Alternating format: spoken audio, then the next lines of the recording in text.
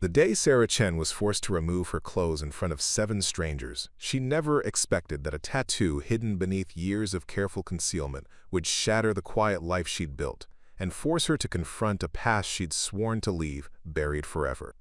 Sarah adjusted the shoulder strap of her worn canvas bag as she walked through the sliding glass doors of Riverside Recovery Center for what she assumed would be another routine day. At 28, she moved with an economy of motion that most people mistook for shyness, her slight frame and understated presence allowing her to blend seamlessly into the background of the facility's daily operations. Her job as a night custodial supervisor was exactly what she'd wanted when she'd applied 8 months ago: predictable, solitary, and forgettable. Preparing and narrating this type of story took us long efforts and hard work, so if you are enjoying the story, please consider subscribing to our channel. The Recovery Center occupied a converted office building on the outskirts of Portland, its beige walls and fluorescent lighting creating the kind of institutional atmosphere that made everyone look slightly gray. Sarah preferred the night shift precisely because it meant fewer interactions, fewer questions, and fewer opportunities for her carefully constructed anonymity to be challenged.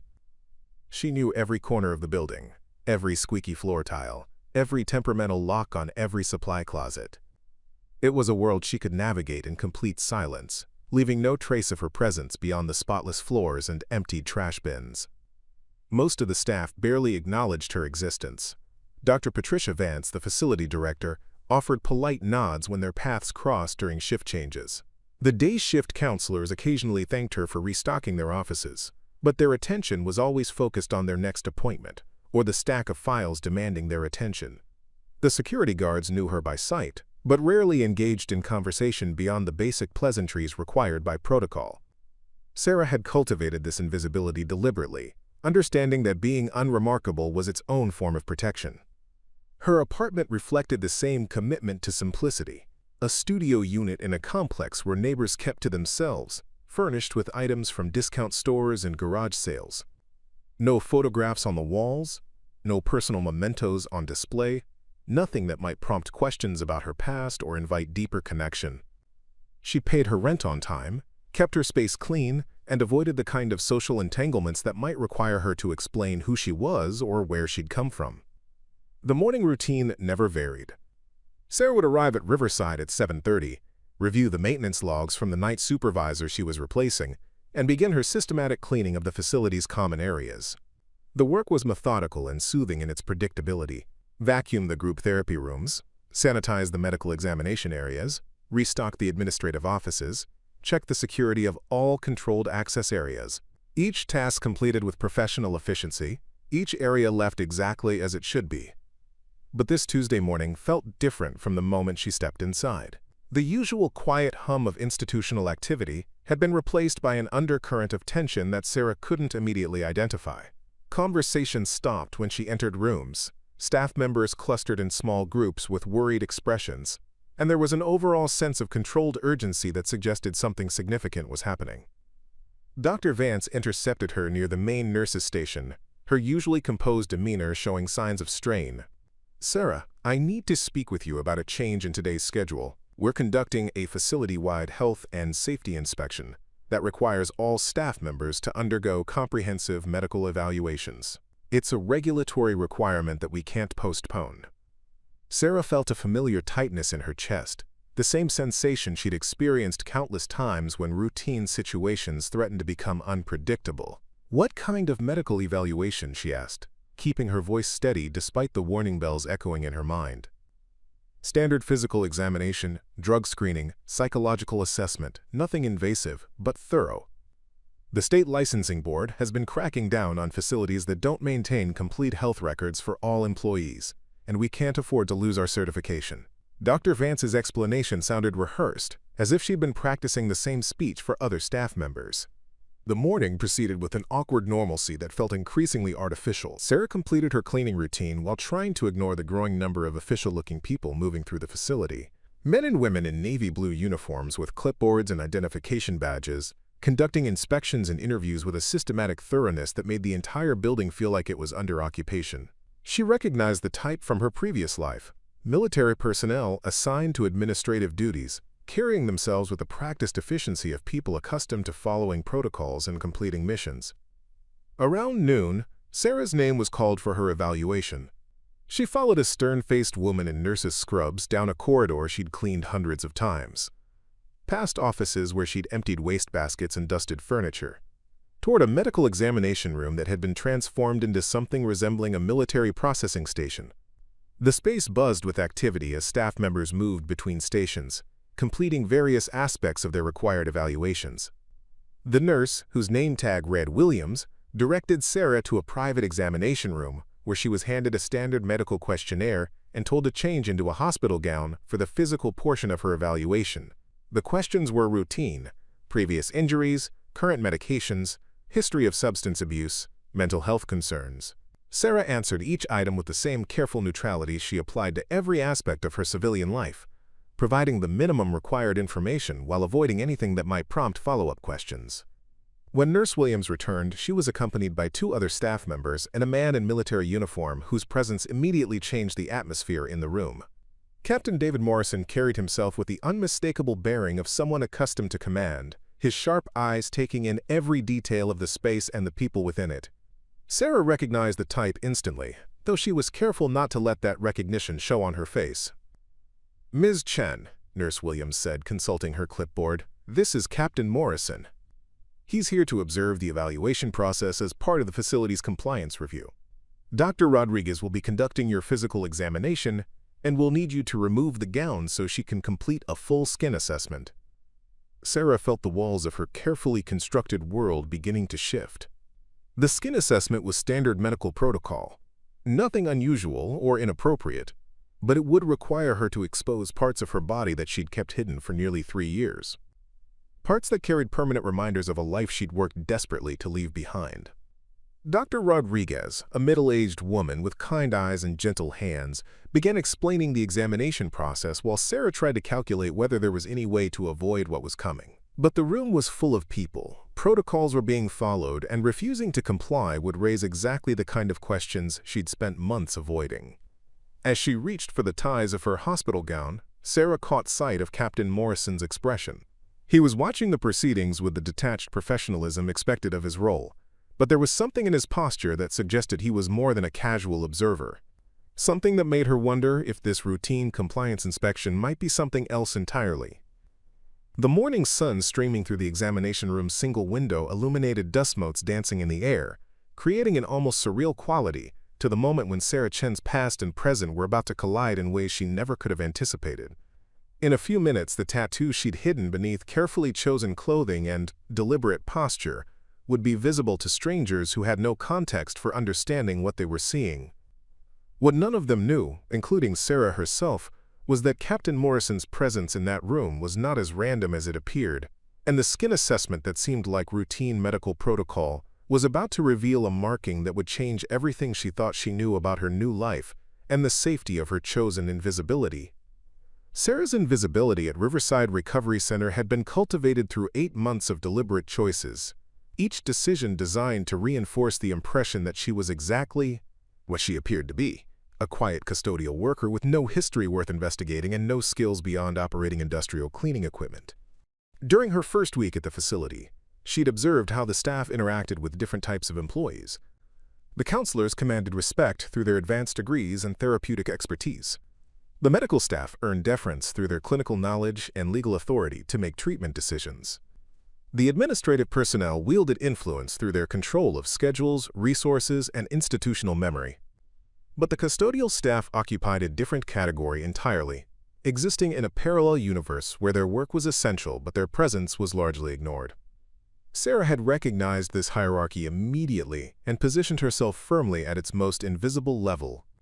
She arrived for her shifts through the service entrance, avoiding the main lobby where staff members gathered to discuss cases and share professional updates. Her uniform was identical to those worn by the other custodial workers: navy blue pants, matching polo shirt, and comfortable shoes suitable for long hours on concrete floors. Nothing distinctive, nothing memorable, nothing that would cause anyone to look twice or ask questions about her background. The night shift supervisor she'd replaced, an older man named Frank, had trained her with the methodical patience of someone who understood that institutional cleaning was more complex than most people realized. Each area of the facility had specific requirements, particular challenges, unique protocols that had been developed through years of trial and error. Frank had shown her how to navigate the building after hours, when the therapeutic programs ended and the administrative staff went home, leaving behind a maze of locked doors, motion sensors, and security cameras that required careful coordination to avoid triggering unnecessary alerts. The trick, Frank had explained during her orientation, is to become part of the building's natural rhythm. Move through your routine so smoothly that the security guards don't even notice you on the monitors. Clean thoroughly enough that the day staff never has reason to complain, but quietly enough that you don't disturb the residents who might be having trouble sleeping. You're invisible, but you're essential, remember that. Sarah had absorbed this philosophy completely, adding her own refinements based on skills she couldn't acknowledge possessing. She moved through the facility with an awareness of sight lines and blind spots that went far beyond what any custodial training program would teach. She could enter and exit rooms without making sound, position herself to avoid security cameras during sensitive conversations, and complete her cleaning tasks while maintaining constant situational awareness of everyone else in the building. Her colleagues in the custodial department accepted her presence without curiosity.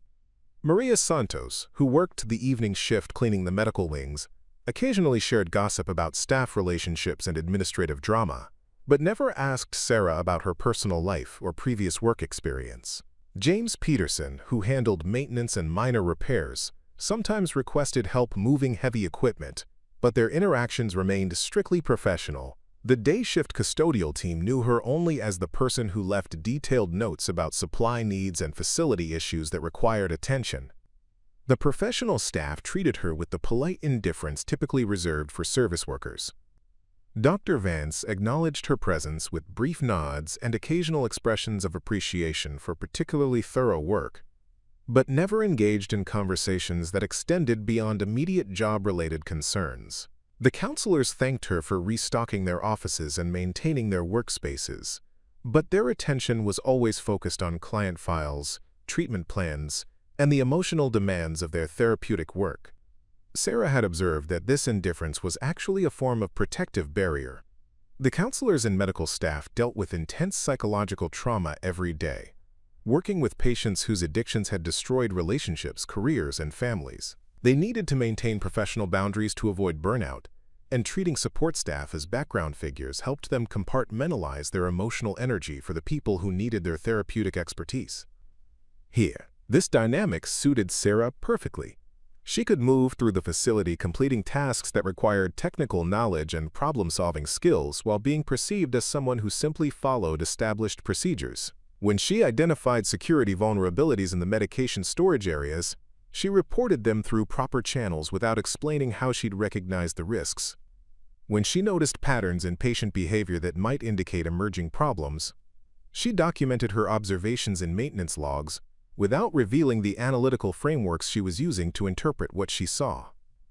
Her apartment building reinforced the same pattern of invisibility. The other tenants in the converted warehouse rarely made eye contact in the hallways, and the building manager knew her only as someone who paid rent on time and never generated complaints from neighbors. She'd chosen the location specifically because it attracted people who valued privacy and avoided social interaction: night shift workers, graduate students, recent immigrants, and others who had reasons for keeping their personal lives separate from their professional obligations. Sarah's daily routine outside of work continued the same theme. She shopped at large grocery stores where cashiers processed hundreds of customers each day and had no reason to remember individual faces. She used laundromats in different neighborhoods, rotating locations to avoid establishing patterns that might lead to recognition or conversation. Her banking was conducted online or through ATMs, her medical care limited to urgent care clinics where she could pay cash and avoid creating extensive records. The few times her carefully maintained anonymity had been challenged, Sarah had deflected attention with practiced ease. When a new counselor had asked about her previous work experience, she'd mentioned general customer service positions without providing specific details. When a security guard had commented on her unusually thorough approach to cleaning secure areas, she'd attributed it to wanting to do quality work and avoid criticism from supervisors. But there had been moments when her true capabilities had nearly surfaced, despite her efforts to suppress them. Last month, when a patient had suffered a medical emergency during evening hours, Sarah had been the first person on scene.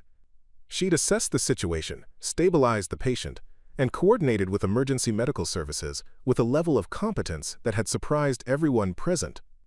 Her actions had been attributed to basic first aid training and common sense, but several staff members had remarked afterward that she'd remained remarkably calm under pressure. 2 weeks ago, when the facility's security system had malfunctioned during a thunderstorm, Sarah had identified the source of the problem and suggested solutions that had impressed the technicians called in to make repairs. Her knowledge had been explained away as practical experience with building maintenance, but the lead technician had made a comment about her understanding systems thinking that had lingered in Sarah's mind as potentially problematic. These incidents had reinforced her commitment to maintaining absolute invisibility. Each time her competence exceeded expectations, she risked raising questions that might lead to deeper investigation of her background. Each moment when her training showed through her civilian facade represented a potential breach in the protective anonymity she'd worked so hard to establish. The recovery center had become her refuge precisely because it was a place where people came to reinvent themselves, to leave behind destructive patterns and build new identities based on healthier choices. Sarah understood the psychology of institutional rehabilitation better than most of the professional staff realized, and she'd used that knowledge to position herself as someone seeking nothing more than stable employment and predictable routine. Now, standing in the medical examination room with Captain Morrison's intense gaze focused on the proceedings, Sarah realized that her 8 months of careful invisibility might be approaching an end. The routine compliance inspection that had seemed like a minor disruption to her predictable schedule was beginning to feel like something more targeted, more purposeful than she'd initially understood. The hospital gown felt insubstantial against her skin as she prepared to comply with the medical assessment requirements.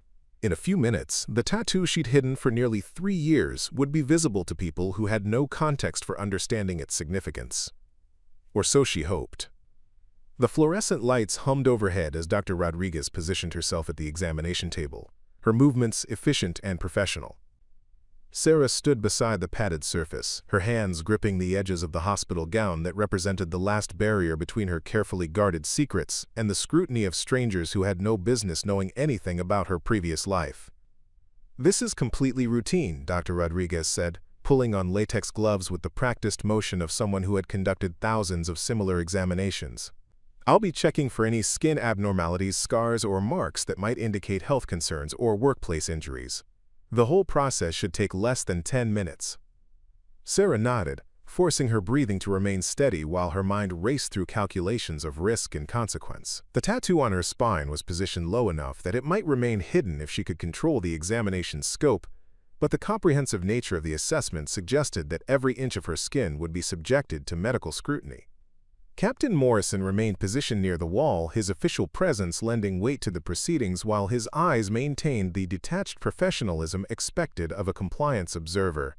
But Sarah had learned to read body language in situations where survival depended on understanding unspoken communications, and something in his posture suggested more than casual interest in the examination process. Nurse Williams consulted her clipboard, making notes about room temperature and lighting conditions, while Dr. Rodriguez arranged her instruments on a nearby tray. The routine nature of their preparations created an almost surreal contrast to the anxiety building in Sarah's chest as she realized there was no graceful way to avoid what was coming. "Whenever you're ready," Dr. Rodriguez said gently, positioning herself to begin the examination from Sarah's head and work systematically downward. Sarah untied the gown's neck fastening and let the lightweight fabric slip from her shoulders, pooling around her waist while she tried to project the calm compliance of someone who had nothing to hide. The cool air against her skin raised goosebumps along her arms and back, a physical reaction that she hoped would be attributed to the room's temperature, rather than the nervous energy coursing through her system. Dr. Rodriguez began her assessment with Sarah's scalp and facial areas, checking for irregularities while making quiet notes to Nurse Williams about her findings. The examination proceeded with medical thoroughness, covering Sarah's neck, shoulders, and upper chest, while she maintained the neutral expression of someone enduring a necessary but unremarkable procedure. "Turn slightly to your left," Dr. Rodriguez instructed, beginning her assessment of Sarah's back and shoulder blade areas. "I'm looking for any unusual markings, scars from previous injuries, or signs of occupational stress that might affect your ability to perform your duties." Sarah complied with the instruction, rotating her torso while keeping the hospital gown positioned to maintain as much coverage as possible. But as Dr. Rodriguez's examination moved lower along her spine, approaching the area between her shoulder blades where the skin held secrets Sarah had worked years to conceal, the inevitable moment of revelation drew closer with each passing second. "There's some scarring here," Dr. Rodriguez noted, her fingers tracing faint lines along Sarah's lower back that marked sites where equipment had rubbed against skin during long periods of wear. "Old injuries from what appears to be repetitive contact with heavy materials. Can you tell me about the circumstances that caused these marks?" Sarah felt her throat tighten as she searched for an explanation that would satisfy medical curiosity without revealing information that could lead to deeper investigation. "Workplace accidents," she said simply. "Previous jobs involved moving equipment that sometimes caused friction injuries." But as Dr. Rodriguez continued her examination, moving methodically along Sarah's spine toward the area where concealment was no longer possible, Sarah realized that her carefully prepared explanations were about to become completely inadequate. The tattoo that marked her as a member of an elite military unit was positioned exactly where medical protocol required the most thorough examination. "Turn around and face away from me," Dr. Rodriguez instructed. "I need to complete the spinal assessment." Sarah pivoted slowly, her back now fully exposed to the room's occupants, while Dr. Rodriguez positioned herself to examine the length of her spine from neck to waist.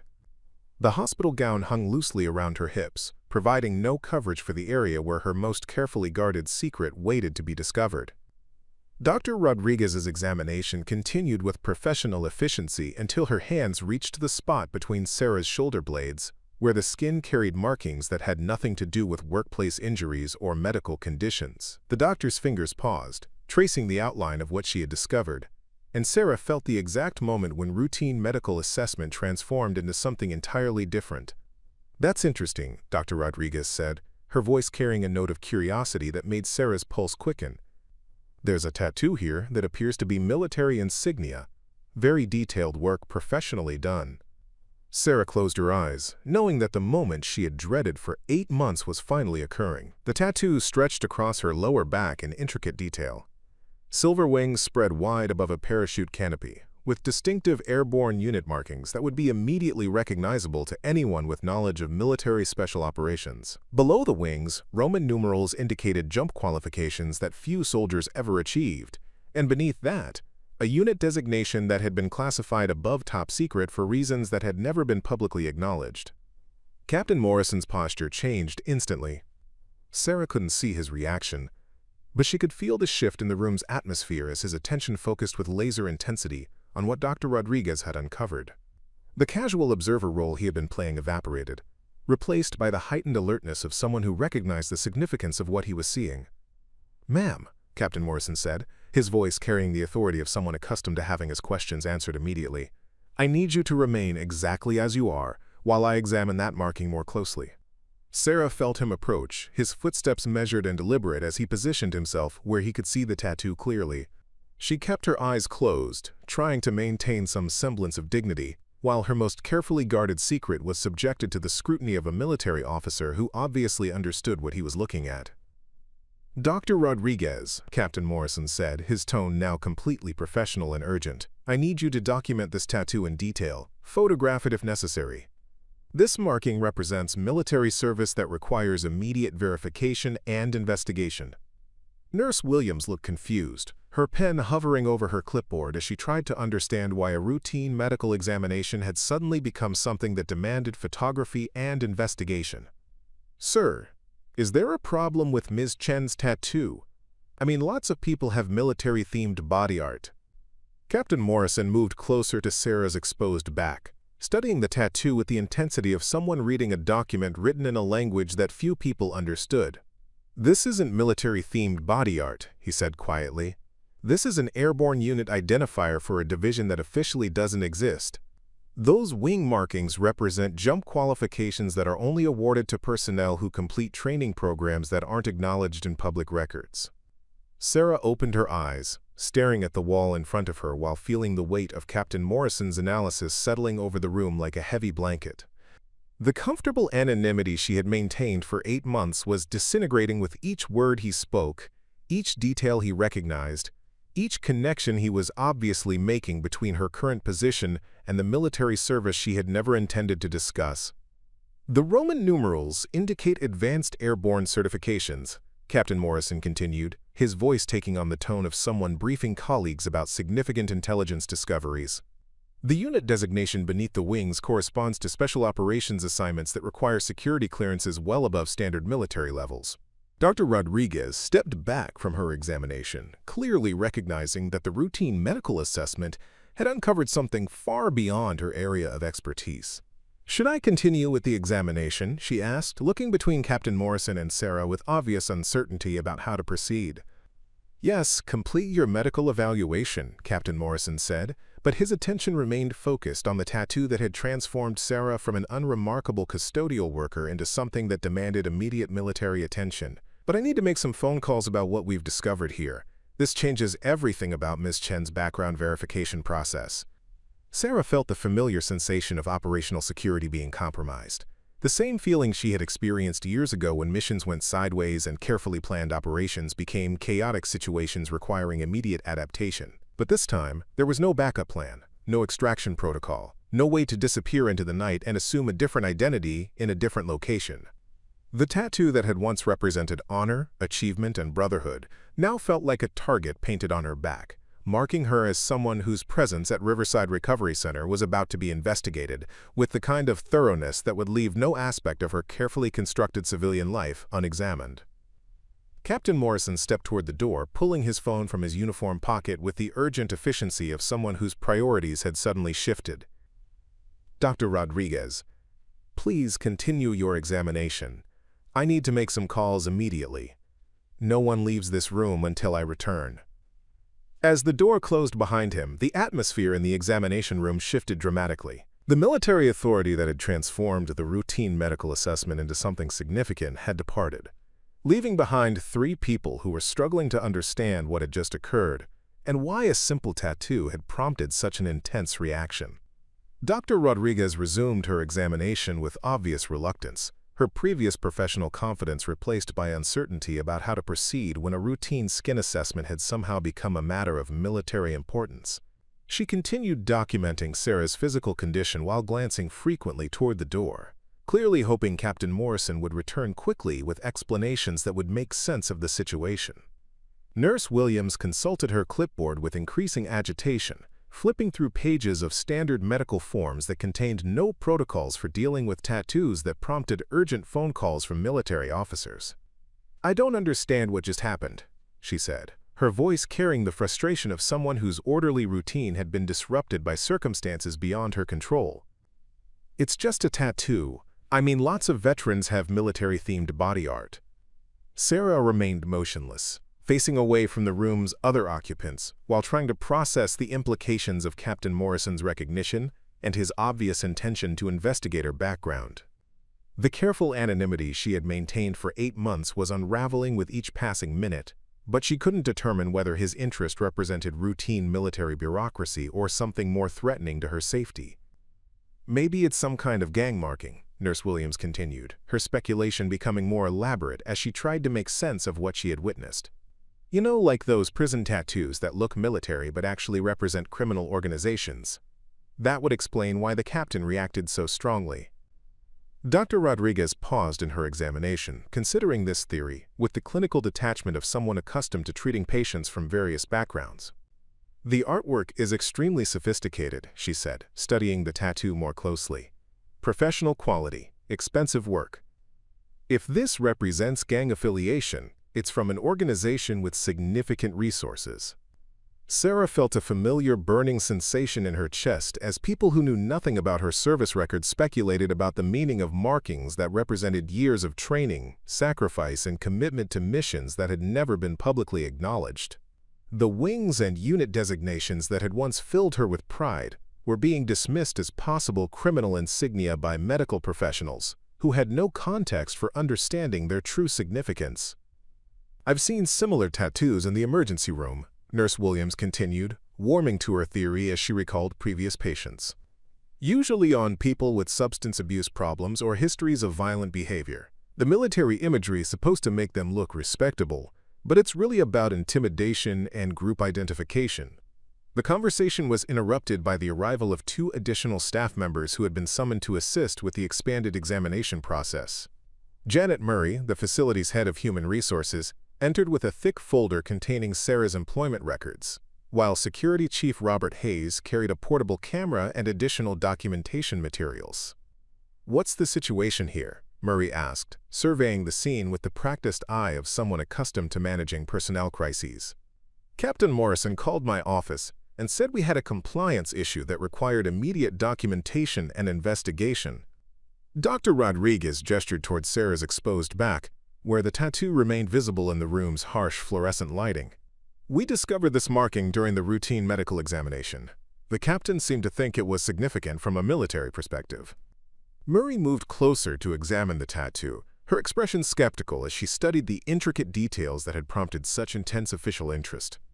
"Looks like typical veteran body art to me," she said dismissively. "Probably something she got done at a tattoo parlor near whatever base she was stationed at. You'd be amazed at how many former military personnel have elaborate designs that are supposed to represent their service." Security Chief Hayes began photographing the tattoo from multiple angles, his camera flash creating stark shadows across Sarah's skin while he documented what he clearly viewed as evidence of some kind of security violation. "The problem is when people exaggerate their military backgrounds," he said, reviewing the images on his camera's display screen. "They get tattoos that make their service look more impressive than it actually was." Sarah bit her lip, forcing herself to remain silent while people who had never served a day in uniform speculated about her motivations for acquiring markings that represented achievements they couldn't begin to comprehend. The wings on her back had been earned through training programs that pushed human endurance beyond normal limits, and the unit designations represented assignments that had required psychological evaluations and security clearances that took months to obtain.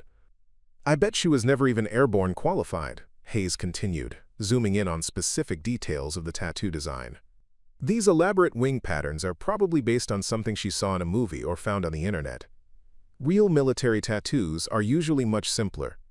Murray nodded in agreement, making notes in Sarah's personnel file about the discovery and the need for enhanced background verification.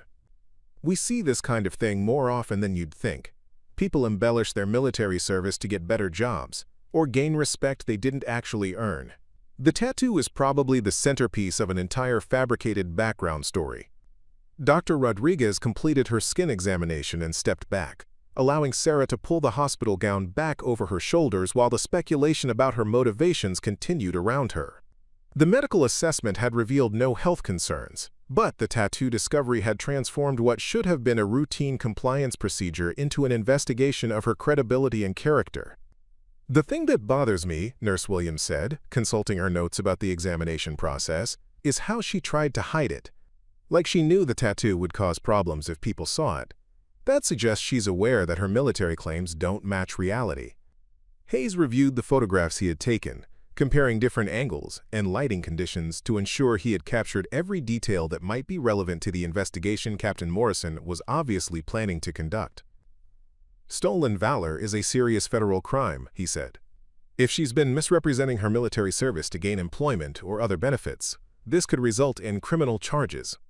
Sarah closed her eyes, understanding that her colleagues were constructing a narrative that painted her as a fraud who had fabricated military credentials to deceive employers and gain unearned respect. The truth that she had been hiding legitimate service to avoid exactly this kind of attention was something she couldn't explain without revealing classified information that would create even more serious problems. "We should probably inform Dr. Vance about this situation," Murray said, making additional notes about the need to review hiring procedures and background verification protocols. "If Ms. Chen has been dishonest about her qualifications, it reflects poorly on our recruitment and screening processes." The door opened as Captain Morrison returned, his expression grim as he surveyed the room's occupants and the ongoing documentation efforts. He had obviously completed phone calls that had provided him with information about Sarah's background, and his demeanor suggested that whatever he had learned had confirmed his initial suspicions about the tattoo's significance. "Has anyone else examined this marking?" he asked, his tone carrying the authority of someone whose questions demanded immediate and complete answers. "We've been discussing possible explanations," Murray replied, consulting her notes. Our assessment is that Ms. Chen may have misrepresented her military background to gain employment. The tattoo appears to be an attempt to support false claims about specialized training and elite unit service. Captain Morrison's expression darkened as he processed this information, his gaze shifting between the assembled staff members and Sarah, who remained facing away from the group with her back partially exposed, despite having retied her hospital gown. "Your assessment is incorrect," he said quietly. "Completely and dangerously incorrect."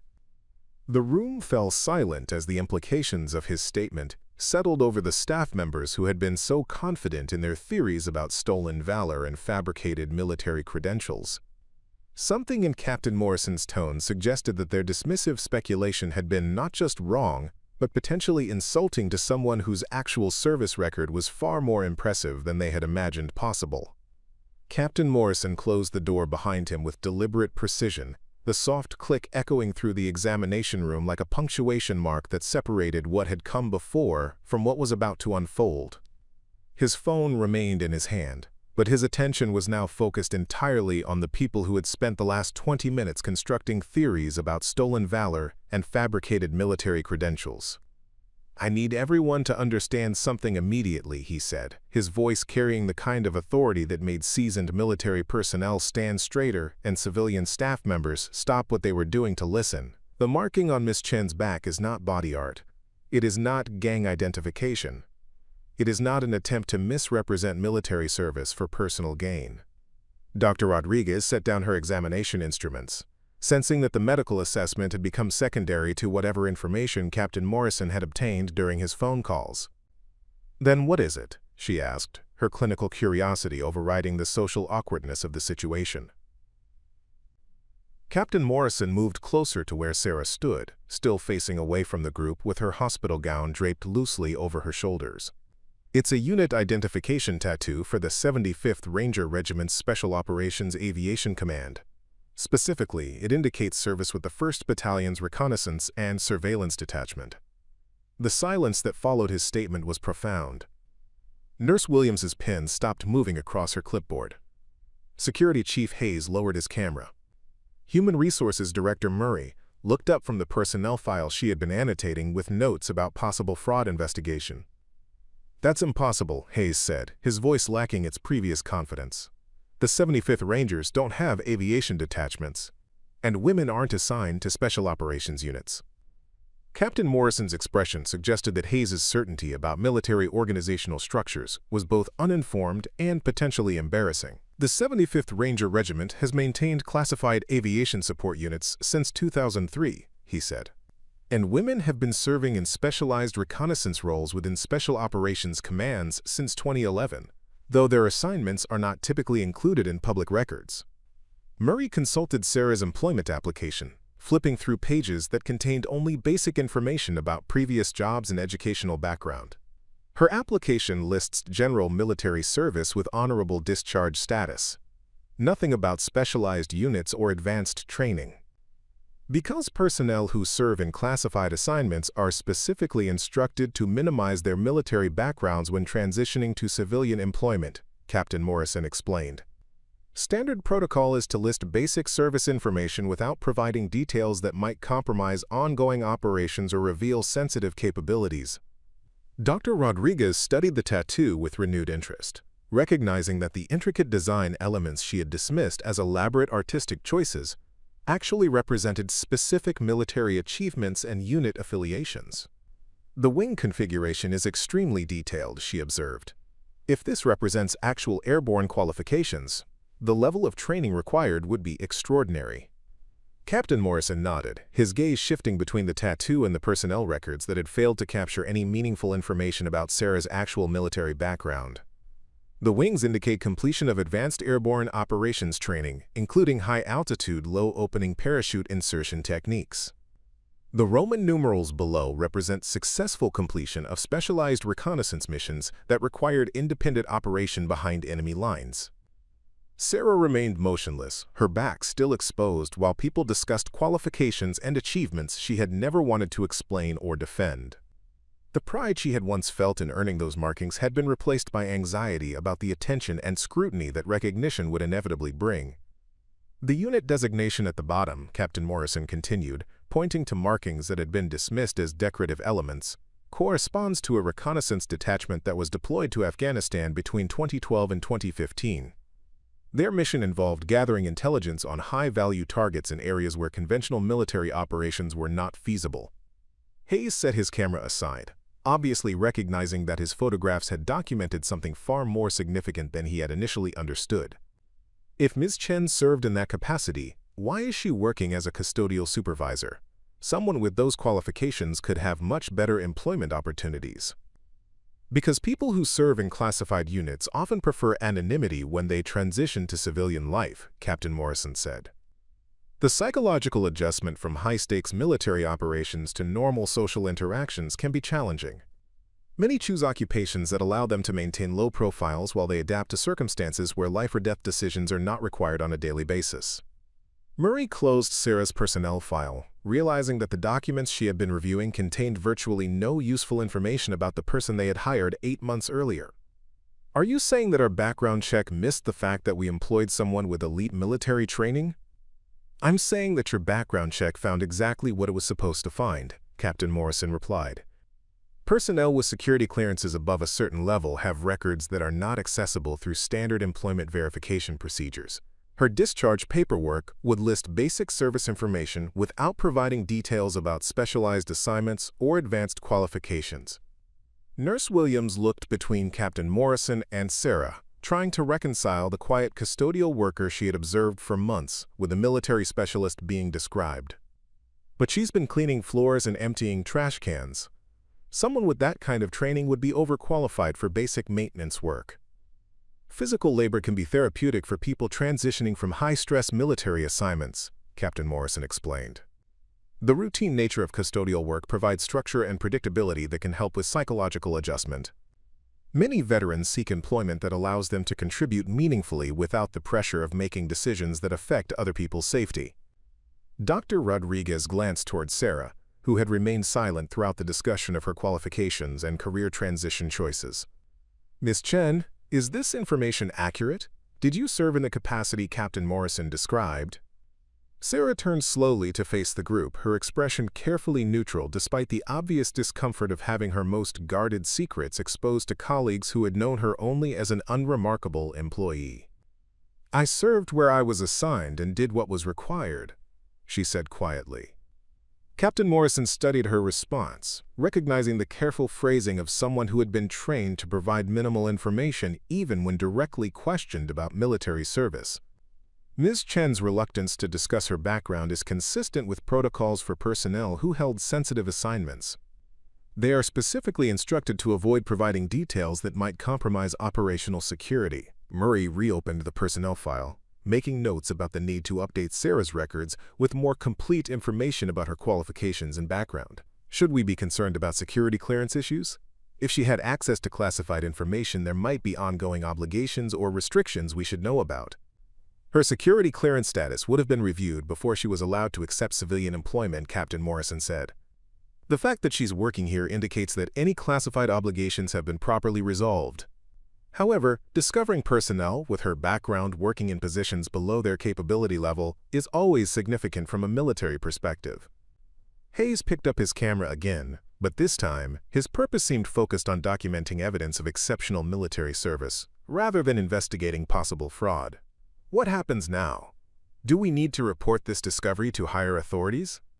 Captain Morrison's expression suggested that the answer to that question was more complex than Hayes might expect. "The discovery of personnel with specialized military backgrounds in civilian positions always requires evaluation," he said. "There are procedures for determining whether their skills might be needed for current military requirements." Sarah felt a familiar tightness in her chest as she recognized the direction the conversation was heading. The comfortable anonymity she had maintained for 8 months was not just being compromised. It was being systematically dismantled by people who viewed her military background as a resource that might be recalled to active service. The examination room that had seemed like a routine medical facility 20 minutes earlier now felt like an interrogation chamber, where her carefully constructed civilian identity was being analyzed by people who had the authority to make decisions about her future that she might not be able to influence or control. Captain Morrison's phone buzzed with an incoming message, and he glanced at the screen before his expression shifted into something approaching reverence mixed with concern. Whatever information he had just received clearly elevated the significance of Sarah's presence at Riverside Recovery Center beyond anything the assembled staff members could have imagined. "I need to clarify something about Miss Chen's service record," he said, his tone now carrying the weight of someone about to reveal information that would fundamentally alter everyone's understanding of the situation. "The initial classification I provided was incomplete. Her actual assignment history is more complex than standard special operations reconnaissance. Preparing and narrating this type of story took us long efforts and hard work. So if you are enjoying the story, please consider subscribing to our channel."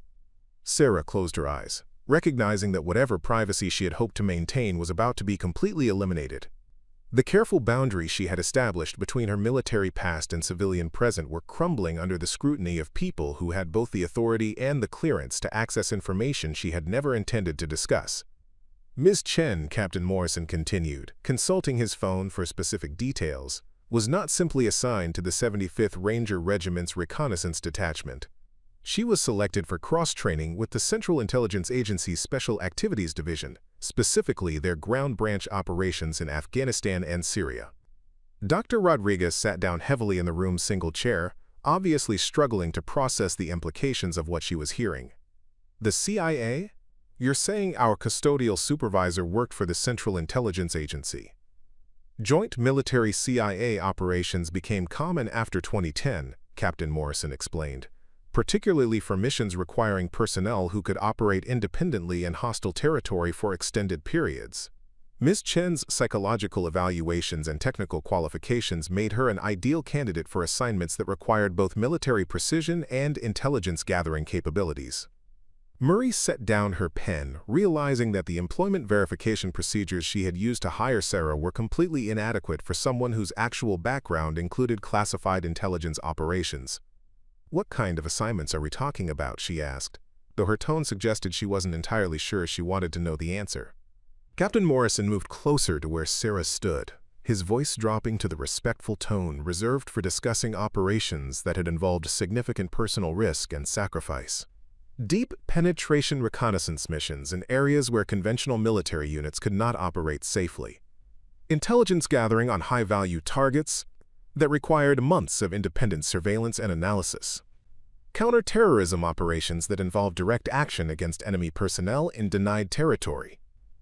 Sarah felt the familiar sensation of operational details being discussed by people who understood the technical requirements but had never experienced the psychological reality of living undercover for months at a time, making life-or-death decisions based on incomplete information while maintaining communications blackout protocols that left no possibility of backup or extraction if missions went wrong.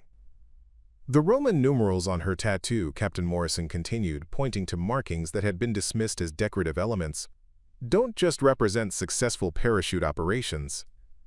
They indicate completion of high-altitude, high-opening infiltration missions behind enemy lines, often involving solo insertion into territory where capture would have meant certain death." Hayes picked up his camera again, but his movements now carried the hesitant quality of someone who realized he had been photographing evidence of military service that most people would never be qualified to understand, much less evaluate or judge. "How many of these missions did she complete?" he asked. "The exact number is classified," Captain Morrison said, "but personnel don't receive those particular unit designations unless they've successfully completed a minimum of 12 independent operations over a period of at least 18 months. Most require significantly more extensive deployment history." Nurse Williams consulted her medical examination notes, trying to reconcile the physical assessment she had just completed with the revelation that Sarah's body had been subjected to training and operational stresses that few human beings ever experienced. "The scarring we documented on her back and shoulders, that wasn't from workplace accidents, was it?" "Equipment scarring from extended wear of specialized gear," Captain Morrison confirmed. "Reconnaissance personnel often carry communication and surveillance equipment for weeks at a time, under conditions where proper maintenance and adjustment are not possible. The markings Dr. Rodriguez identified are consistent with someone who spent significant time in operational environments." Dr. Rodriguez reviewed her examination findings with new understanding, recognizing that the physical evidence she had documented told a story of military service that extended far beyond anything she had encountered in previous medical assessments. The muscle development patterns, the bone density measurements, the cardiovascular indicators, they're all consistent with someone who maintained peak physical conditioning for extended periods. Sarah turned to face the window, unable to continue listening to her military service being analyzed and evaluated by people who meant well but could never understand the psychological cost of the operations they were discussing with such clinical detachment. The missions that sounded impressive in Captain Morrison's briefing had involved months of isolation, constant danger, and decisions that haunted her sleep years after her discharge. "There's more," Captain Morrison said, consulting his phone for additional information that had apparently been transmitted during the examination. Ms. Chen's final assignment involved a joint operation with British Special Air Service and Australian Special Operations Command in Syria. The mission required 6 months of deep cover intelligence gathering on ISIS leadership targets. Murray reopened Sarah's personnel file, staring at the basic employment application that contained no hint of the extraordinary military background being revealed. She listed her previous job as administrative support for a logistics company. No mention of international intelligence operations or special forces assignments. Because personnel who complete classified assignments are specifically instructed to create civilian employment histories that contain no references to their actual military service, Captain Morrison explained. The logistics company she listed was a legitimate civilian employer that provides cover employment for transitioning intelligence personnel. Hayes lowered his camera completely, obviously recognizing that documenting this conversation had moved beyond routine personnel investigation into something that involved national security considerations he wasn't qualified to handle. "Should we be discussing this information in front of civilian staff members?" he asked. Captain Morrison glanced around the room, evaluating the security implications of the revelations he had been sharing. Ms. Chen's service record is being declassified specifically because her current employment situation has created circumstances that require military evaluation, he said. The information I'm providing is necessary for understanding why her presence here represents a significant discovery. Dr. Rodriguez stood up, moving closer to where Sarah remained facing away from the group. "Ms. Chen, I need to ask about your transition to civilian employment. Working as a custodial supervisor, after completing the kind of military service Captain Morrison described, that must represent a significant adjustment." Sarah turned slowly, her expression carefully controlled despite the obvious emotional impact of having her most guarded secrets exposed to colleagues who had known her only as someone who cleaned their offices and emptied their trash cans. "Some adjustments take longer than others," she said quietly. "The psychological challenges of transitioning from classified military operations to civilian employment are well documented," Captain Morrison said. "Personnel who serve in those capacities often struggle with finding meaningful work that doesn't involve life or death decision-making. Many choose positions that allow them to contribute to their communities while maintaining the anonymity necessary for psychological recovery." Murray closed Sarah's personnel file, understanding that the documents she had been reviewing were essentially meaningless given the actual background that was being revealed. "What happens now? Do we need to modify her employment status? Are there security protocols we should be following?"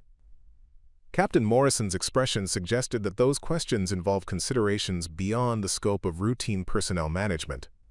"That depends on several factors," he said, "including whether Ms. Chen's specialized skills might be needed for current military requirements, and whether she's interested in transitioning back to active service in a capacity that utilizes her unique qualifications and experience."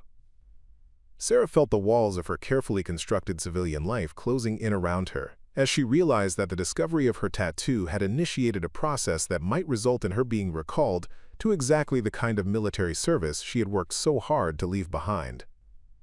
The examination room fell into a silence that stretched uncomfortably long as everyone processed the implications of Captain Morrison's revelations and the question that hung in the air about Sarah's potential return to active military service. Sarah stood with her back partially to the group, her hospital gown retied, but her posture suggesting someone who was calculating options and consequences with the systematic thoroughness of someone trained to make strategic decisions under pressure.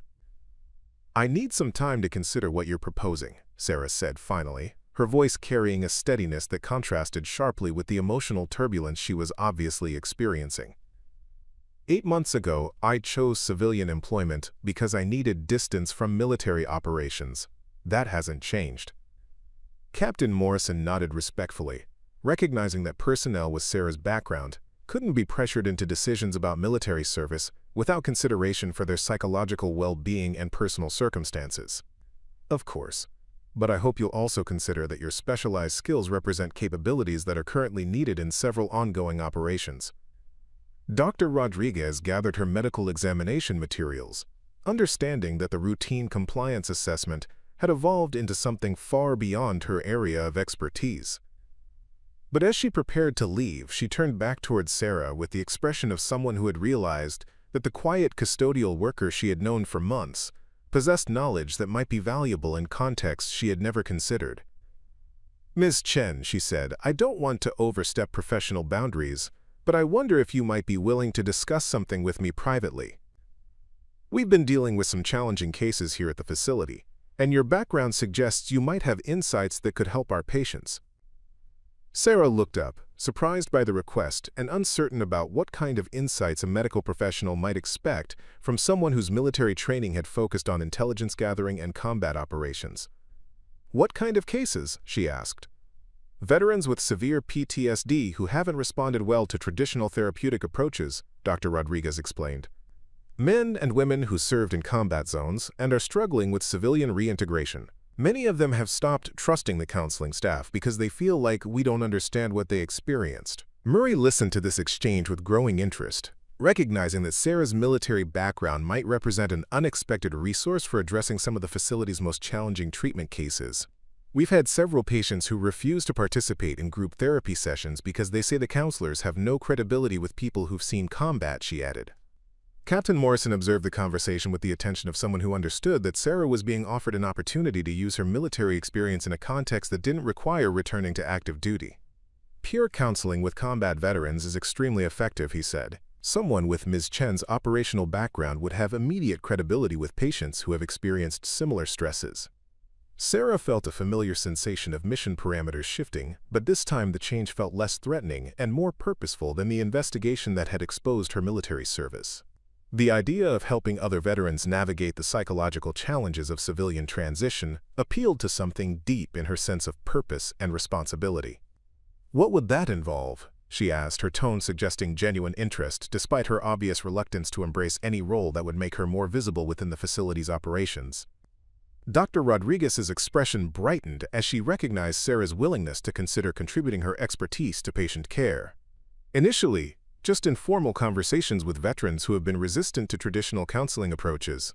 You wouldn't be providing therapy in any clinical sense, but your shared experience might help them feel more comfortable discussing their struggles."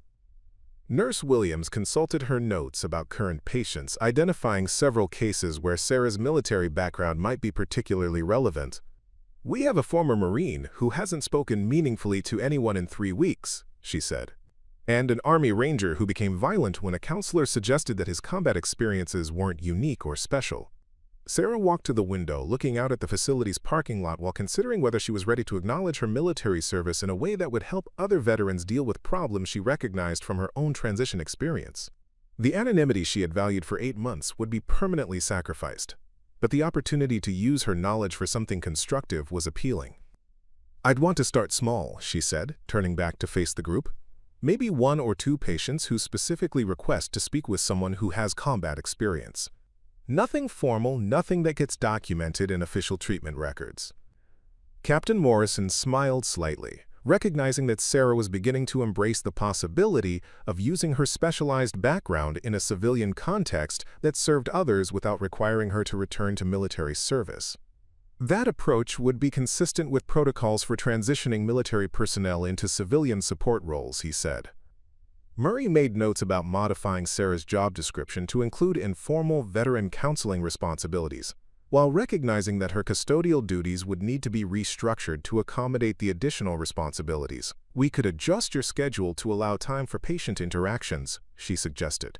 "Maybe transition you to a hybrid role that combines facility maintenance with peer support services." Dr. Rodriguez gathered her medical equipment, but her expression suggested she was already planning how to introduce Sarah to specific patients who might benefit from conversations with someone who understood their military experiences. "I think this could make a significant difference for veterans who have been struggling with traditional treatment approaches," she said.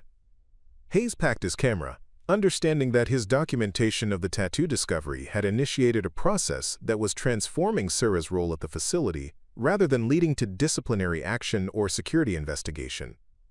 "Will there be any restrictions on her access to different areas of the building?" he asked. "Actually, her security clearance background might allow us to expand her access," Captain Morrison said.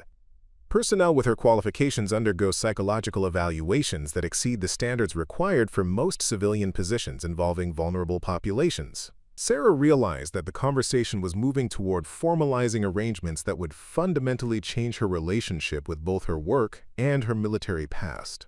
The hiding was ending, but the alternative involved embracing responsibilities that would require her to revisit experiences she had worked hard to leave behind.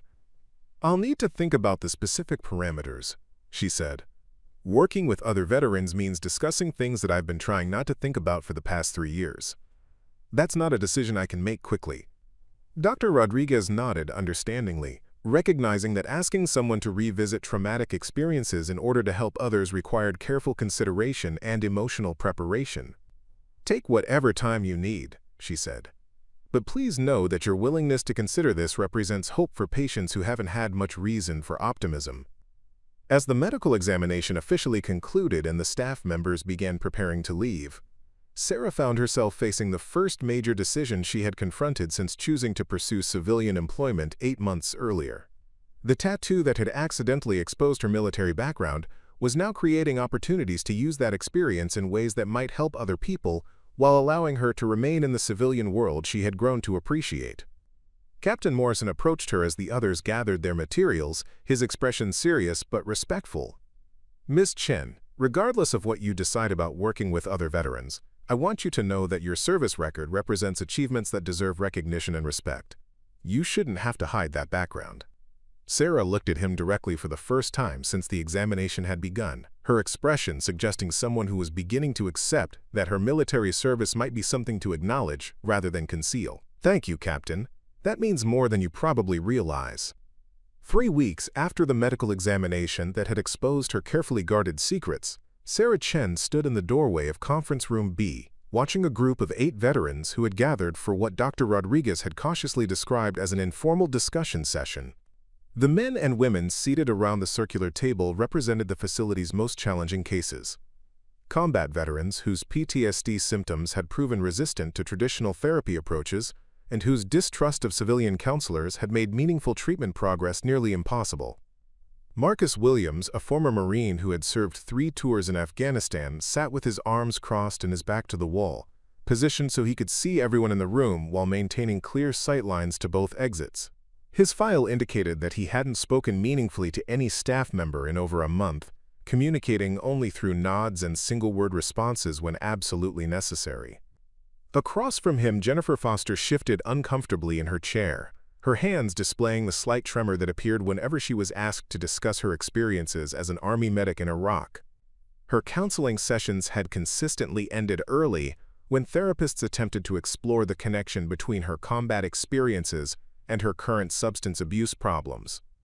Sarah entered the room quietly, choosing a seat that positioned her as part of the circle rather than in any kind of authoritative or leadership role.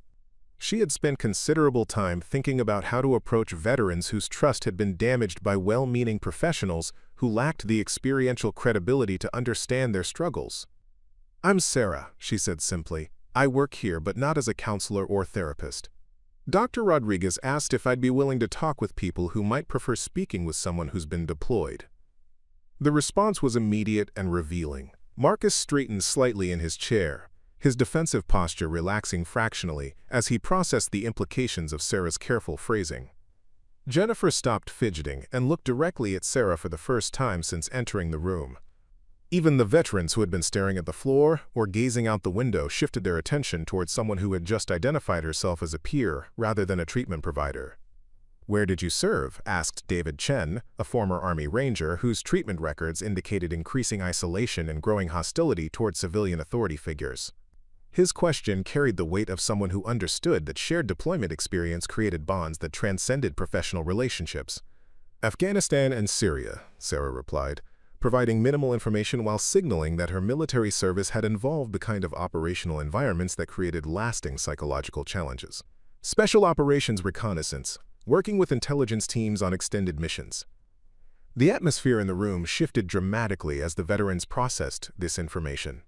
Sarah's military background was clearly more extensive than anything they had expected from a staff member at a civilian treatment facility, and her understated presentation suggested someone who understood the cultural norms of military personnel who had served in combat roles. "How long have you been out?" Jennifer asked, her voice carrying the hesitant quality of someone testing whether Sarah might actually understand the complexity of transitioning from military to civilian life. 3 years, Sarah said. "It's been harder than I expected." This admission of ongoing adjustment challenges resonated powerfully with the group. Traditional therapists typically approached veteran transition issues from clinical perspectives that emphasized recovery timelines and measurable progress indicators. Sarah's acknowledgement that her own adjustment remained difficult validated their experiences while suggesting that struggle didn't represent personal failure or inadequate effort. Over the following hour, Sarah facilitated the kind of conversation that had been impossible during formal therapy sessions. Veterans shared experiences that civilian counselors couldn't contextualize, discussed coping strategies that made sense only to people who had faced similar challenges, and explored the psychological reality of trying to find meaning in civilian occupations after military service that had involved life-or-death responsibilities. Marcus, who hadn't spoken meaningfully to any staff member in weeks, described his frustration with civilian work environments where colleagues complained about minor inconveniences while he struggled to care about problems that seemed trivial compared to the operational challenges he had faced in Afghanistan. Sarah listened without judgment, occasionally sharing her own experiences with similar adjustment difficulties.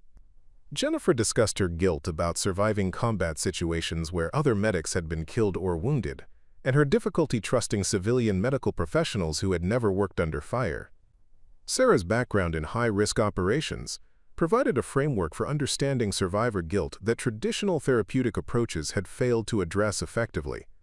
As the session concluded, Dr. Rodriguez observed from the hallway that the veterans were leaving with expressions of engagement and purpose she hadn't seen since their admission to the facility. Several approached Sarah directly to ask about scheduling individual conversations, while others exchanged contact information with fellow veterans for the first time since beginning treatment. The impact extended beyond that initial group session. Word spread quickly through the facility's veteran population that someone with legitimate combat experience was available for informal discussions that didn't involve clinical evaluation or treatment documentation. Veterans who had been resistant to traditional counseling began requesting meetings with Sarah, and participation in group activities increased significantly as patients felt more comfortable engaging with treatment programs. Within 6 weeks, Sarah had transitioned from custodial supervision to a hybrid role that combined facility maintenance with peer support responsibilities. Her official job description was modified to reflect counseling duties, though her approach remained deliberately informal and focused on practical guidance rather than clinical intervention. Captain Morrison returned to the facility twice during this transition period, monitoring Sarah's adjustment to her expanded role while documenting the positive impact her presence was having on veteran treatment outcomes. His reports indicated that patient engagement had improved dramatically, treatment completion rates had increased, and several veterans who had been considered hopeless cases were making substantial progress toward successful civilian reintegration. "What you're accomplishing here is remarkable," he told Sarah during his second visit. "Veterans who hadn't responded to months of traditional therapy are showing measurable improvement after just a few conversations with someone who understands their experiences." Sarah's own psychological adjustment improved significantly as she found meaningful ways to apply her military experience in civilian contexts. The isolation and purposelessness that had characterized her first year after discharge were replaced by a sense of mission that utilized her specialized knowledge while contributing to her community in ways that felt personally significant. The facility's success with veteran treatment programs attracted attention from other recovery centers throughout the region. Dr. Rodriguez began receiving requests for consultation about integrating peer counseling approaches into traditional treatment protocols, and Sarah found herself invited to speak at professional conferences about the importance of experiential credibility in veteran mental health care. By the end of her first year in the expanded role, Sarah had worked with over 40 veterans whose treatment progress had been stalled by mistrust of civilian counselors and difficulty connecting military experiences to civilian adjustment challenges. The majority showed substantial improvement in treatment engagement, and several had successfully transitioned to independent living and employment. The tattoo that had accidentally exposed her military background had become a symbol of hope for veterans who needed to know that their experiences were understood by someone with the credibility to guide them towards successful civilian reintegration. Sarah's transformation from invisible custodial worker to valued peer counselor demonstrated that military experience, properly channeled, could serve purposes that extended far beyond combat operations. Standing in her office one evening, reviewing case notes from veterans whose lives had been positively impacted by her willingness to share her experiences, Sarah realized that her forced exposure had led to the most meaningful work of her life. The anonymity she had valued for its safety had been replaced by visibility that served others and gave purpose to knowledge she had thought would remain forever hidden. The airborne tattoo on her spine now represented not just her military achievements, but her commitment to helping other veterans navigate the complex journey from combat service to civilian success. 18 months after her accidental exposure had transformed her from anonymous custodial worker to peer counselor, Sarah Chen received a phone call that would fundamentally alter the scope of her mission and the reach of her impact on veteran rehabilitation programs throughout the military healthcare system. Dr. Patricia Vance knocked on Sarah's office door, her expression carrying the excitement of someone who had just received news that validated months of advocacy and documentation. "Sarah, I need to discuss an opportunity that could expand your work far beyond our facility. The Department of Veterans Affairs has been reviewing our treatment outcomes, and they want to meet with you about developing a national peer counseling program." Sarah looked up from the case files she had been reviewing, notes about veterans whose treatment progress represented success stories that would have been impossible without the kind of experiential credibility that only combat veterans could provide to their struggling peers. Over the past year and a half, her informal counseling approach had achieved results that exceeded anything the facility had previously documented. "What kind of national program?" she asked, though her tone suggested she was already calculating the implications of expanding her current role beyond the manageable scope of individual facility operations.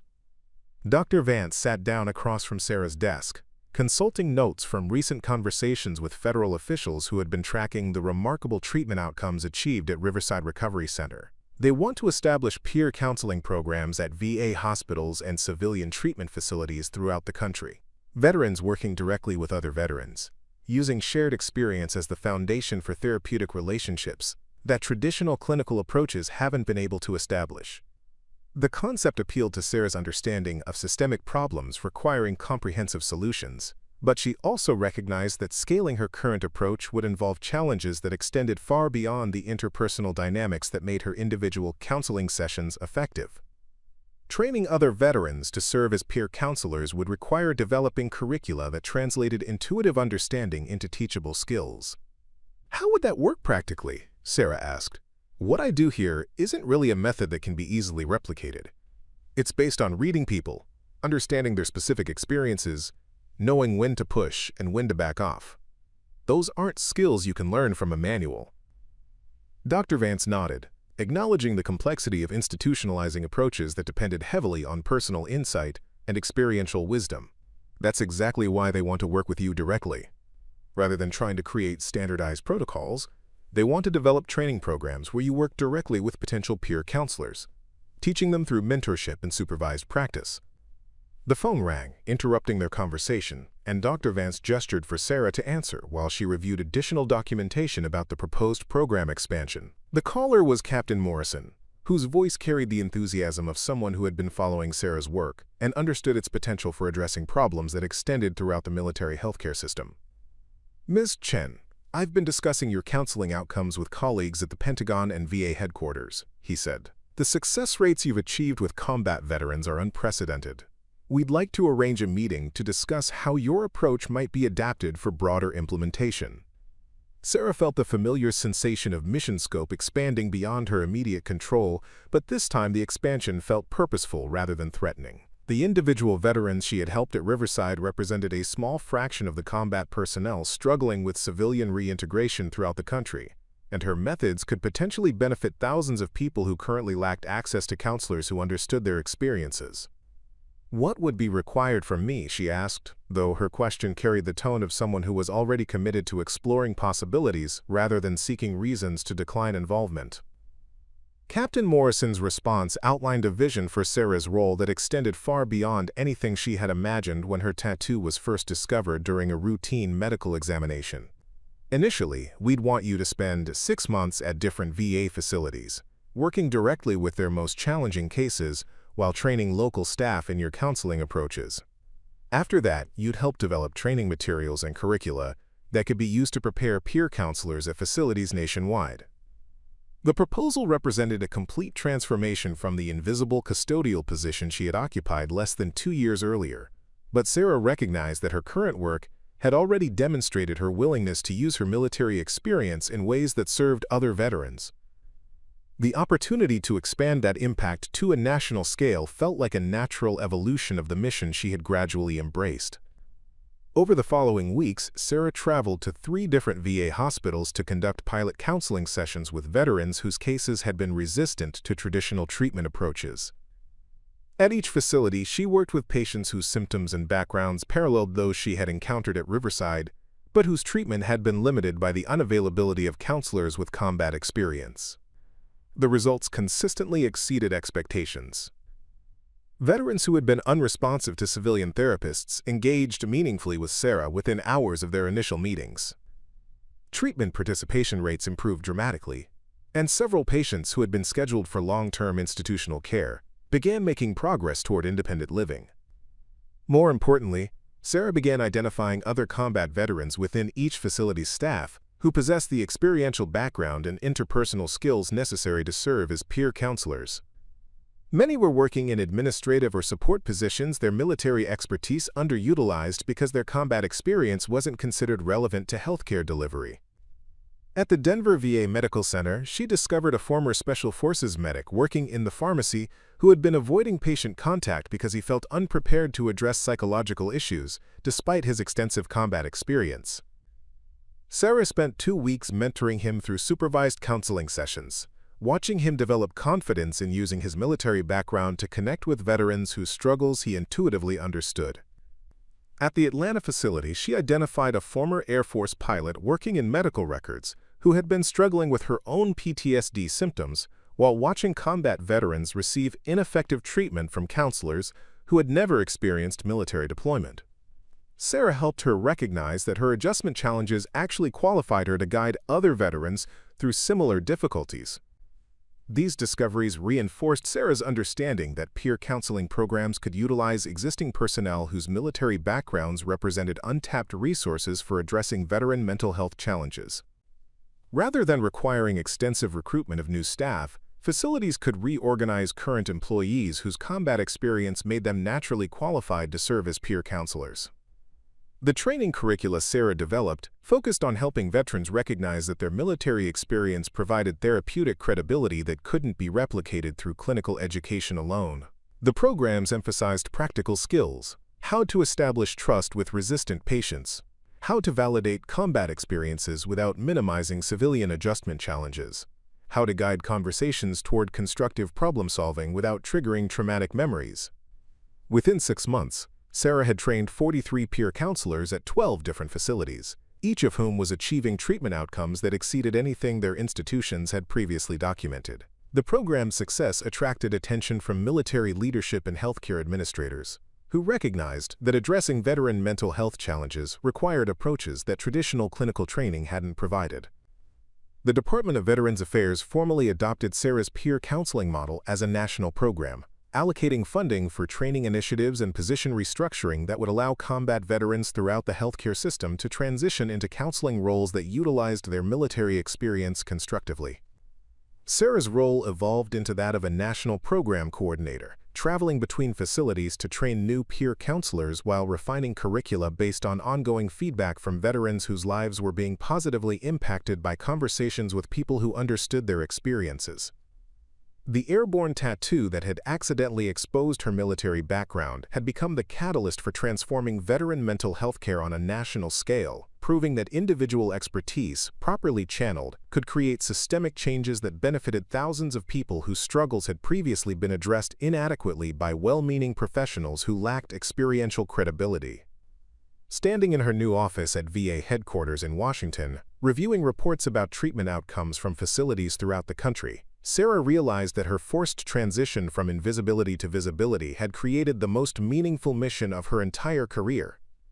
5 years after a routine medical examination had shattered her carefully maintained anonymity, Sarah Chen stood before a congressional subcommittee on Veterans Affairs, preparing to testify about the peer counseling program that had transformed mental health care delivery at over 300 facilities across the United States. The Airborne tattoo that had once represented her most guarded secret was now partially visible beneath her professional blazer, a deliberate choice that symbolized her complete embrace of the visibility she had once feared. The committee room was filled with military officials, healthcare administrators, and family members of veterans, whose lives had been dramatically improved by the program Sarah had developed from her own painful transition experience. Among them sat Marcus Williams, the former Marine who had refused to speak during traditional therapy sessions, but had eventually become one of the program's most effective peer counselors, helping dozens of combat veterans navigate their own adjustment challenges. Ms. Chen, said Committee Chairman Senator Patricia Reynolds, "Your peer counseling initiative has achieved treatment success rates that exceed anything we've seen in veteran mental health care. Can you explain why combat veterans respond so differently to counselors who share their military experience?" Sarah adjusted the microphone, drawing on 5 years of experience translating complex psychological concepts into language that policymakers and administrators could understand and support. Traditional therapy approaches are based on clinical training and theoretical frameworks that work well for many mental health challenges, she began. But combat trauma creates psychological responses that are difficult to understand without direct experience of life-or-death decision-making under extreme stress. She gestured toward Marcus Williams, whose presence in the committee room represented the kind of transformation that statistical reports couldn't adequately capture. Veterans who have served in combat zones often feel isolated by experiences that seem incomprehensible to people who haven't faced similar situations. When they meet with counselors who share their military background, the therapeutic relationship begins with credibility and understanding that would take months to establish through traditional approaches. Senator James Mitchell, a Vietnam veteran who had championed military mental health legislation for decades, leaned forward with obvious interest. "Your program has reduced veteran suicide rates at participating facilities by 38% over 3 years. How do you explain such dramatic results?" Sarah's response drew on thousands of hours of counseling sessions and training programs that had taught her to articulate the intuitive understanding that made peer counseling effective. Veterans contemplating suicide often feel that their struggles are unique and impossible to overcome. When they speak with peer counselors who have survived similar psychological challenges, they realize that recovery is possible and that their experiences, while traumatic, don't define their entire future. The testimony continued for 2 hours, covering program implementation, training protocols, funding requirements, and expansion plans that would extend peer counseling services to rural areas where veteran populations had limited access to specialized mental health care. Sarah answered technical questions about treatment methodologies while sharing personal anecdotes that illustrated why shared military experience created therapeutic bonds that traditional clinical relationships couldn't replicate. During a brief recess, Dr. Rodriguez approached Sarah in the hallway outside the committee room. "I've been thinking about that morning when we discovered your tattoo," she said. "Did you ever imagine that moment would lead to something like this?" Sarah smiled, remembering the anxiety she had felt as her carefully constructed anonymity crumbled under the scrutiny of people who had accidentally discovered her military background. "I thought my life was falling apart," she admitted. "I'd spent 3 years building this invisible existence, and suddenly everyone knew things about me that I'd never wanted to discuss." "And now you're testifying before Congress about a program that's helped thousands of veterans," Dr. Rodriguez observed. "Sometimes the things we're most afraid of losing turn out to be the things we needed to give up." The afternoon session focused on expansion plans that would establish peer counseling programs at military bases, helping active duty personnel develop coping strategies before their transition to civilian life. Sarah outlined training curricula that would prepare military personnel for the psychological challenges of leaving service, while connecting them with resources that could prevent many of the adjustment problems that led to long-term mental health difficulties. Representative David Chen, no relation despite the shared surname, asked about program sustainability and the long-term career development of peer counselors. Many of the veterans working in your program have advanced to supervisory positions or pursued additional education in mental health fields. Are you creating a pipeline for professional development that extends beyond peer counseling? Sarah nodded, recognizing that the program's most significant long-term impact might be its demonstration that military experience represented valuable expertise that could be channeled into meaningful civilian careers. We've had over 200 peer counselors pursue advanced degrees in psychology, social work, and counseling, she said. Their military backgrounds give them unique qualifications for working with veteran populations, and many are now developing programs at their own facilities. As the hearing concluded, Sarah reflected on the journey that had transformed her from someone hiding in plain sight to a national advocate whose work was reshaping how the country approached veteran mental health care. The tattoo that had accidentally exposed her military service had become a symbol of the possibility that personal struggles could be transformed into resources for helping others face similar challenges. Walking through the Capitol building after her testimony, Sarah encountered Jennifer Foster, the former Army medic who had struggled with substance abuse and survivor guilt before finding recovery through peer counseling. Jennifer was now completing her doctoral degree in clinical psychology while working part-time as a peer counselor trainer. "I wanted to thank you again," Jennifer said, her voice carrying the confidence of someone who had rebuilt her life on a foundation of purpose and service to others. 3 years ago, I couldn't imagine surviving another month. Now I'm helping other veterans discover that recovery is possible. Sarah realized that moments like this represented the true measure of her program's success. The statistical improvements and congressional recognition were important, but the individual transformations of veterans who had found hope through conversations with people who understood their experiences represented the most meaningful validation of everything she had worked to accomplish. The Airborne tattoo on her spine would always remind her of military service that had shaped her capabilities and perspective, but it now also represented her commitment to ensuring that other veterans didn't have to face their transition challenges alone. What had begun as a mark she desperately wanted to hide had become a symbol of the visibility and purpose that had given her life its deepest meaning. 2 years after her congressional testimony had secured national funding for peer counseling programs, Sarah Chen received notification that she had been selected to receive the Presidential Medal of Freedom, the nation's highest civilian honor, for her contributions to veteran mental health care. The ceremony would take place at the White House in 6 weeks, recognizing achievements that had transformed treatment approaches at facilities throughout the military healthcare system. But the honor arrived during the most challenging period Sarah had faced since developing her peer counseling model. A series of high-profile veteran suicides at facilities using her program had attracted negative media attention and prompted congressional investigations questioning whether peer counselors were adequately trained to handle severe mental health crises. The criticism stung particularly because Sarah knew that the veterans who had taken their own lives represented the most severe cases, individuals whose trauma was so profound that even peer counseling couldn't overcome their psychological damage. But media coverage focused on the program's apparent failures rather than the thousands of success stories that rarely generated headlines. Senator Patricia Reynolds called Sarah personally to discuss the growing political pressure to suspend federal funding for peer counseling programs until comprehensive safety reviews could be completed. "I believe in what you've accomplished," the senator said, "but we're facing questions about whether veterans are receiving adequate professional oversight when they're counseled by peers rather than licensed therapists." Sarah understood the political reality behind these concerns, but she also knew that suspending the program would eliminate the only effective treatment option for thousands of veterans whose psychological wounds couldn't be addressed through traditional clinical approaches. The peer counselors working at facilities nationwide represented expertise that had taken years to develop and couldn't be easily replaced if the program was discontinued. She spent the following weeks traveling to facilities where program critics had identified potential safety concerns, conducting intensive reviews of counseling protocols and training procedures. At the Phoenix VA Medical Center, she worked directly with peer counselors who were struggling to maintain confidence in their methods while facing scrutiny from administrators who questioned their qualifications. "The media is making it sound like we're just veterans talking to other veterans without any real training or oversight," said Robert Martinez, a former Navy SEAL who had been working as a peer counselor for 3 years. They don't understand that we've completed hundreds of hours of specialized training and work, under direct supervision from licensed therapists.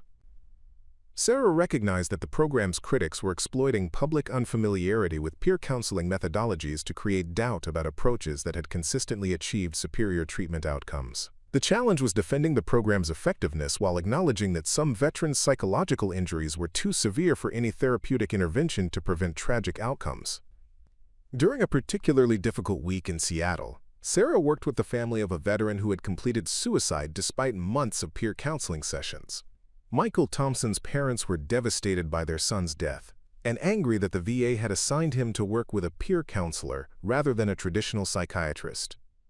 "Our son needed professional help," his mother said, her voice breaking with grief and frustration. Instead, they gave him another veteran to talk to. Someone who wasn't qualified to recognize how close Michael was to ending his life.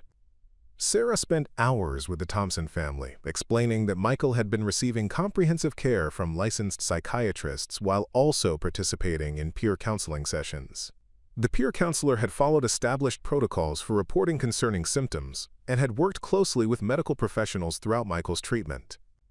But she also understood that grieving families needed someone to blame for losses that felt preventable, and peer counseling programs represented visible targets for anger that couldn't be directed at the invisible psychological wounds that actually caused veteran suicides. The White House ceremony took place despite the ongoing controversy surrounding peer counseling programs.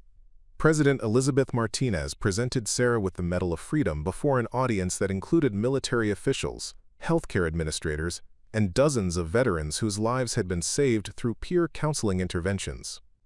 Sarah Chen's courage in sharing her own struggles has created hope for thousands of veterans who had lost faith in their ability to transition successfully to civilian life, the president said. Her recognition that military experience represents therapeutic expertise has revolutionized how we approach veteran mental health care. Standing in the East Room, wearing the medal that represented national recognition of her contributions, Sarah felt the weight of responsibility for defending programs that were being attacked by people who didn't understand their importance. The honor validated years of work, but it also increased pressure to prove that peer counseling approaches were worth the political risks they created. After the ceremony, Sarah met privately with Dr. James Patterson, the Secretary of Veterans Affairs, who outlined plans for comprehensive program evaluations that would either vindicate peer counseling methodologies or provide justification for discontinuing federal support. "We need data that definitively proves your approaches are more effective than traditional therapy," he said. The political environment requires evidence that goes beyond anecdotal success stories. Sarah agreed to coordinate the most extensive evaluation of peer counseling effectiveness ever conducted, comparing treatment outcomes at facilities using her program with those relying exclusively on traditional clinical approaches. The study would take 18 months and involve thousands of veterans whose recovery experiences would determine whether peer counseling programs continued to receive federal funding. Returning to her office after the White House ceremony, Sarah found messages from peer counselors throughout the country who were struggling to maintain confidence in their work while facing criticism from media outlets and political figures who questioned their qualifications. Many were considering resignation rather than continuing to work in an environment where their contributions were being systematically undermined. "We can't let them destroy what we've built," Sarah told Marcus Williams during a late-night phone call. "Too many veterans depend on this program for us to give up, because some politicians don't understand what we're doing."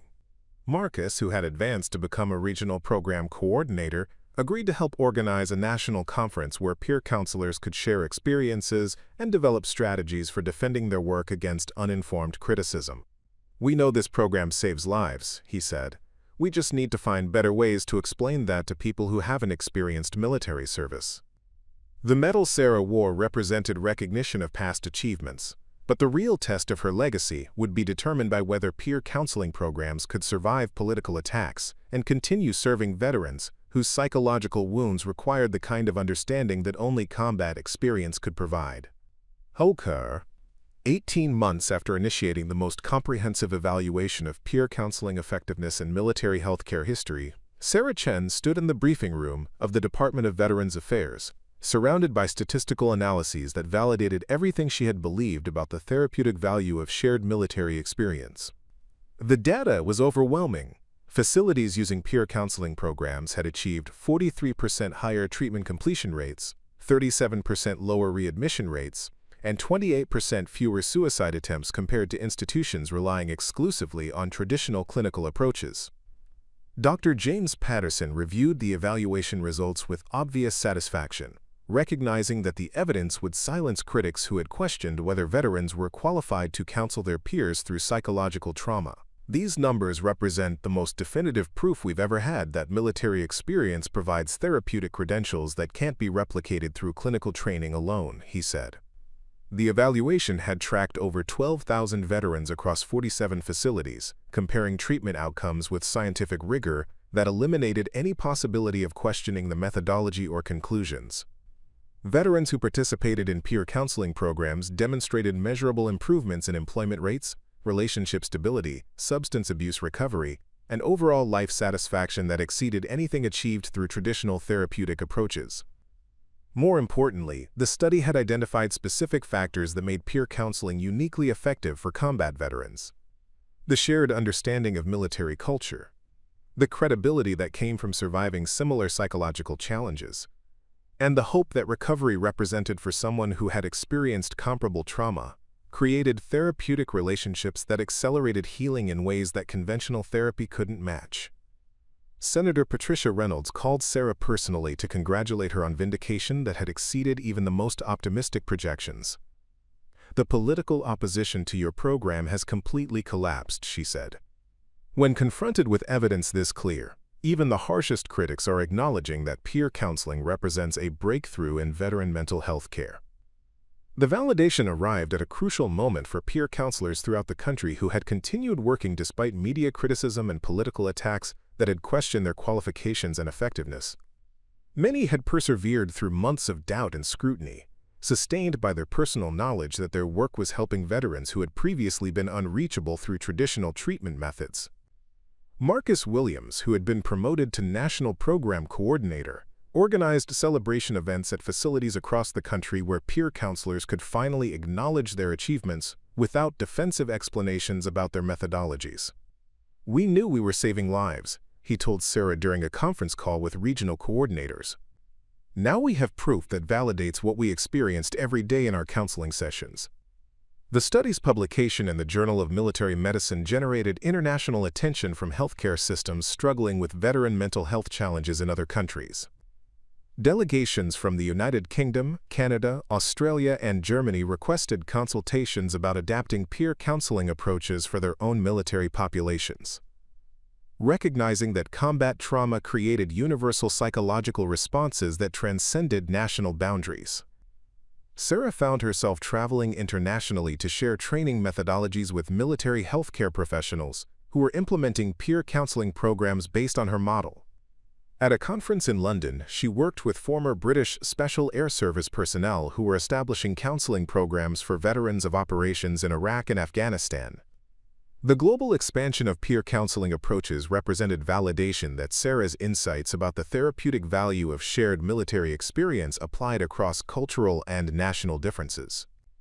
Combat veterans in every country faced similar challenges transitioning to civilian life, and those who had successfully navigated that transition possessed knowledge that could help their peers overcome comparable obstacles.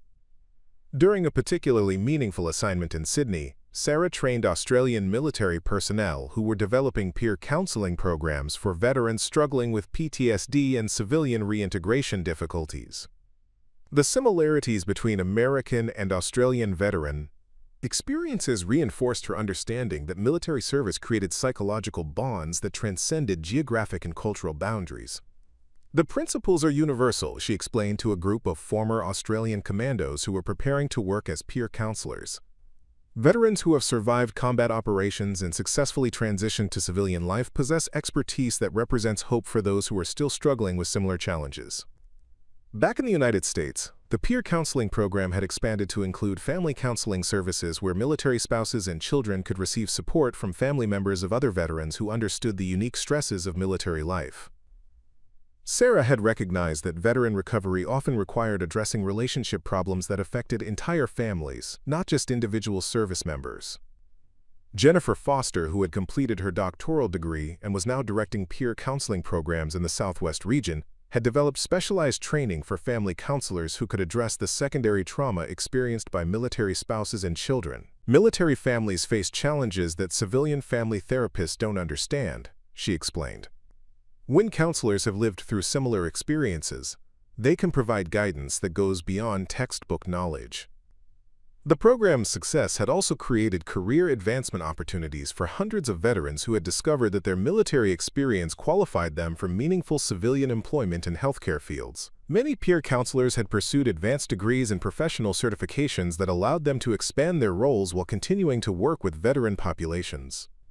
Standing in her office at VA headquarters, Sarah reviewed reports from facilities throughout the country where peer counseling programs were achieving treatment outcomes that exceeded all previous benchmarks for veteran mental health care. This statistical data represented individual stories of recovery and hope that validated her decision to embrace the visibility she had once feared.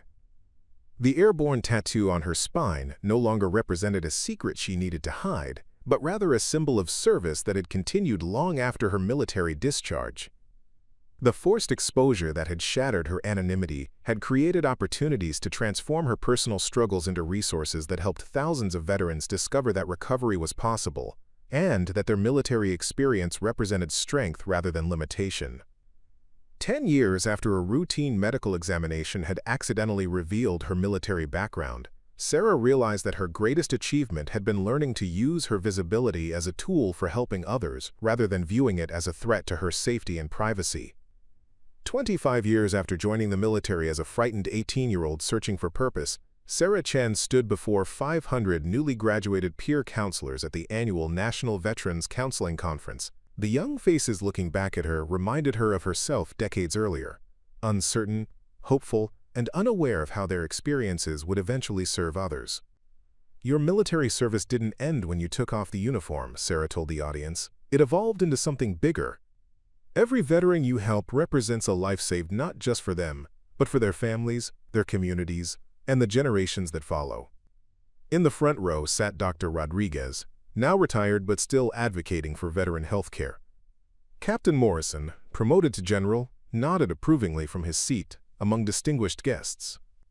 Marcus Williams, Jennifer Foster, and dozens of other success stories filled the auditorium, living proof that shared experience could transform trauma into healing. After the ceremony, a young veteran approached Sarah nervously. "Ma'am, I'm starting as a peer counselor next week, but I'm worried I'm not qualified enough. My service wasn't as impressive as yours." Sarah smiled, remembering her own fears about being discovered and judged. Every veteran's service matters. Your experiences, whatever they were, represent hope for someone who needs to know they're not alone. As the conference ended, Sarah reflected on the journey that began when strangers forced her to strip away her carefully constructed anonymity. That moment of exposure had revealed not weakness, but strength she never knew she possessed. The tattoo that once symbolized her deepest secret now represented the power of embracing who you really are. What hidden strengths are you carrying that could change someone's life? Share your thoughts in the comments below. And don't forget to subscribe for more incredible stories of ordinary people doing extraordinary things. Hit that notification bell so you never miss our latest inspiring content. Your story matters, and it might be exactly what someone else needs to hear.